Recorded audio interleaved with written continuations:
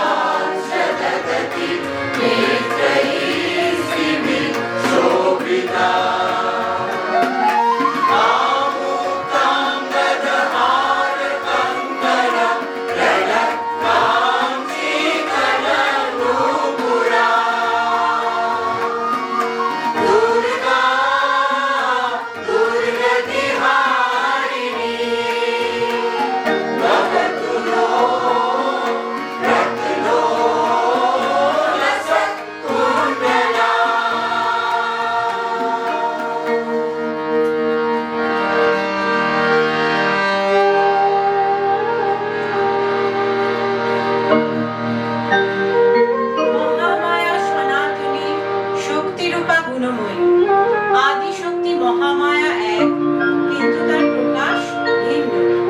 তিনি ত্রিগুণাত্মিকা, সত্যগুণে বাগদেবী, রজগুণে মহালক্ষ্মী, তমগুণে শিবের ধরণী মা পার্বতী।